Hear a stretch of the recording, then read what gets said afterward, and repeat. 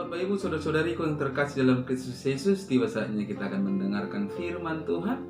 Namun sebelumnya mari kita bersatu di dalam doa.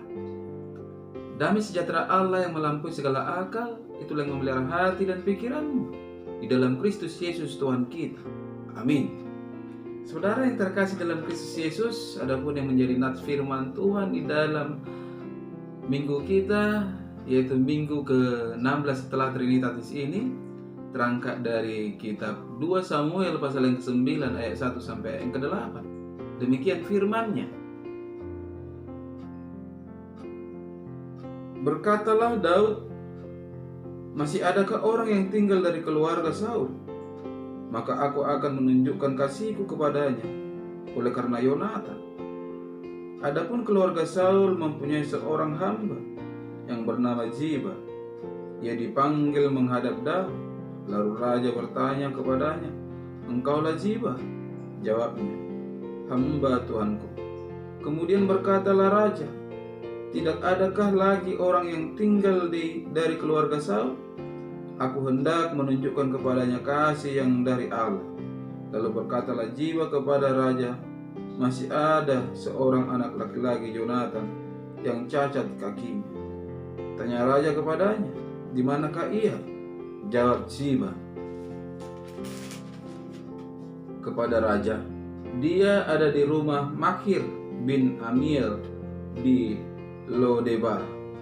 Sesudah itu Raja Daud menyuruh mengambil dia dari rumah Makir bin Amiel dari Lodebar, dan Mephiboset bin Yonatan bin Saul masuk menghadap Daud. Ia sujud dan menyembah. Kata Daud, "Mephiboset," jawabnya, "Inilah hamba tuanku." Kemudian berkatalah Daud kepadanya, "Janganlah takut, sebab aku pasti akan menunjukkan kasihku kepadamu oleh karena Yonatan ayahmu. Aku akan mengembalikan kepadamu segala ladang Saul, nenekmu, dan engkau akan tetap makan sehidangan dengan aku." Lalu sujudlah Mephiboset dan berkata, "Apakah hambamu ini sehingga engkau menghiraukan anjing mati seperti aku?" Sampai jatuh firman Tuhan.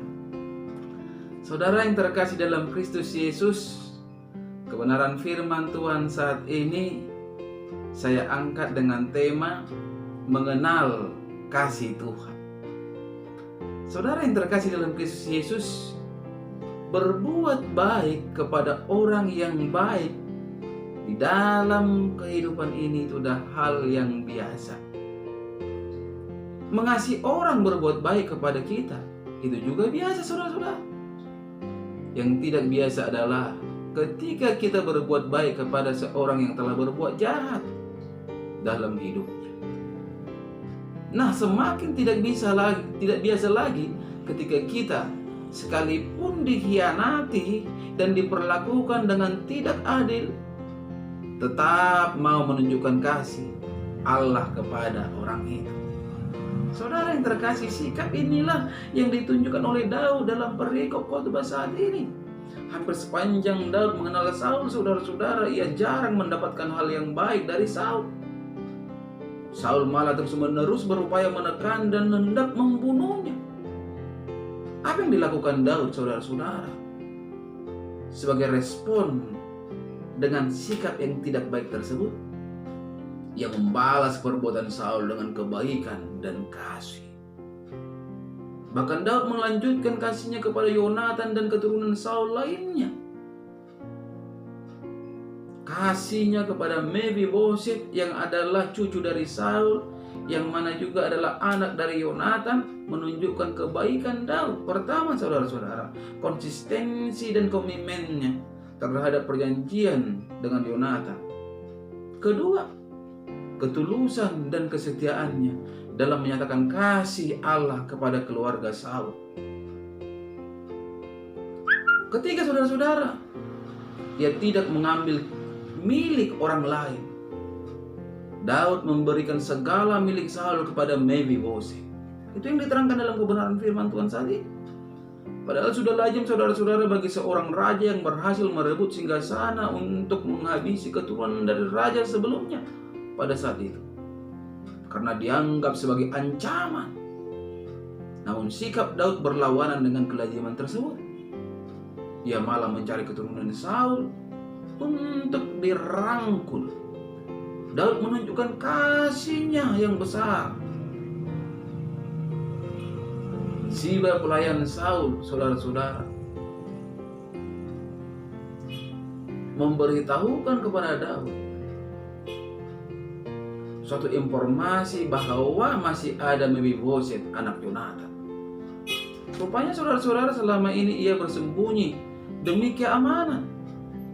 Ia merasa tidak layak di hadapan Daud, meski ia berasal dari keluarga raja yang dahulu berkuasa. Tetapi saat ia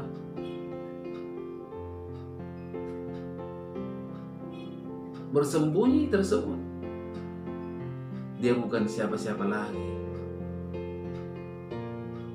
Saking ia merasa hina, saudara-saudara, ia menganggap dirinya setara dengan anjing. Luar biasa perasaan dan pengakuan ini. Bukan hanya anjing, tetapi anjing yang mati. Namun Daud menunjukkan kasihnya dengan membiarkan Mefiboset makan semeja dengannya seperti seorang anak raja. Selain itu, saudara-saudara, Daud berjanji bahwa Mefiboset akan menerima segala sesuatu yang seharusnya menjadi miliknya, yaitu harta milik Saul, kakeknya. Sungguh suatu anugerah yang besar bagi Mefiboset. Saudara yang terkasih dalam Kristus Yesus, Daud di sini membuktikan kedekatannya dengan Allah melalui kasih dan kebaikannya pada setiap orang, bahkan kepada orang yang telah berlaku jahat kepadanya. Banyak orang mengaku dirinya memiliki hubungan yang baik kepada Tuhan, tetapi ia tidak menunjukkan kasih kepada sesama. Jika kita memiliki hubungan dekat dengan Tuhan, kita akan mewarisi karakternya, saudara-saudara, yaitu membalas air tuba dengan air susu, yang mana kita harus tetap dikuasai oleh kasih apapun yang terjadi. Orang yang dekat akan Tuhan akan selalu menaburkan kasih kepada sesamanya dan menyingkirkan segala rasa sakit hati dari hidupnya. Bandingkan saudara-saudara apa yang dikatakan di dalam Matius 5 ayat 43 sampai ayat 48. Dikatakan demikian, saudara-saudara. Kamu telah mendengar firman, kasihilah sesama manusia dan bencilah musuhmu. Tetapi aku berkata kepadamu, kasihilah musuhmu dan berdoalah bagi mereka yang menganiaya kamu. Karena dengan demikianlah kamu menjadi anak-anak Bapamu yang di surga, yang menerbitkan matahari bagi orang yang jahat dan orang yang baik, dan menurunkan hujan bagi orang yang benar dan orang yang tidak benar. Apabila kamu mengasihi orang yang mengasihi kamu, apa upahmu? Bukankah pemungut cukai juga berbuat demikian?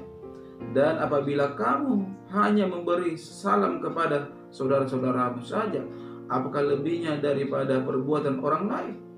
Bukankah orang yang tidak mengenal Allah pun berbuat demikian? Karena itu, haruslah kamu sempurna, sama seperti Bapamu yang di surga adalah sempurna. Ini saudara-saudara. Saudara yang terkasih dalam Kristus Yesus, ingatlah, badai kehidupan bisa dialami oleh siapapun. Namun ketika berhadapan dengan persoalan, orang percaya harus mampu tetap di dalam jalan Tuhan dan jangan sampai terkontaminasi.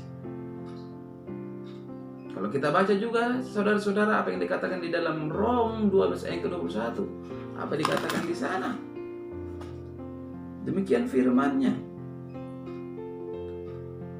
Janganlah kamu kalah terhadap kejahatan, tetapi kalahkanlah kejahatan dengan kebaikan. Inilah karakter dari setiap orang yang percaya. Saudara yang terkasih dalam Kristus Yesus, janganlah pernah beranggapan bahwa percuma saja menabur kebaikan dan kasih dalam hidup ini, karena kejahatan terus semakin merajalela. Ingatlah bahwa dalam situasi apapun, orang percaya dipanggil dan terpanggil untuk tetap setia melakukan kasih di tengah-tengah berlangsungnya kejahatan. Bukankah Yesus juga berhadapan dengan situasi yang demikian? Oleh sebab itu saudara-saudara, selaku orang percaya kepada Tuhan Yesus, selaku yang mengaku orang Kristen, marilah menjadi Daud-Daud yang kecil, yang mampu mengalahkan kejahatan dengan kebaikan. Karena memang ciri khas kekristenan harus tetap terpatri di dalam hidup orang percaya, yaitu kasih. Biarlah bara api kasih dan kebaikan tetap menyala di dalam hidup kita, mengalahkan kejahatan. Hal inilah yang dikatakan pembalasan yang sempurna. Mata rantai kejahatan harus diputus dengan kebaikan dan kasih. Karena demikian jugalah yang dilakukan oleh Yesus dari kayu salib, di mana Yesus berkata, "Ampunilah mereka, ya Bapa, karena mereka tidak tahu apa yang mereka berbuat." Sungguh luar biasa. Kasih itu tetap nyata di dalam kehidupan Yesus bagaimanapun yang terjadi. Hendaknya demikian juga kita orang yang percaya, yang mengatakan anak-anak Tuhan Yesus, pengikut Kristus Yesus, sehingga melaluinya kita menjadi khotbah yang hidup bagi setiap orang di hari-hari yang Tuhan berikan. Amin. Kita bersatu dalam doa.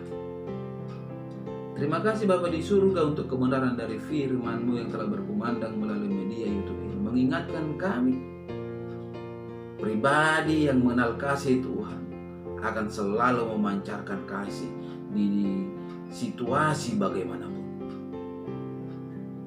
Mari Kau menerangkan kebenaran firman-Mu ini, Tuhan, melekat di dalam kehidupan kami. Izinkan firman-Mu bisa berakar, bertumbuh dan berbuah di dalam hidup kami, sehingga kami menjadi teladan dan khotbah yang hidup bagi setiap orang. Dalam nama Kristus Yesus kami berdoa dan mengucap syukur. Amin. Shalom buat kita semua.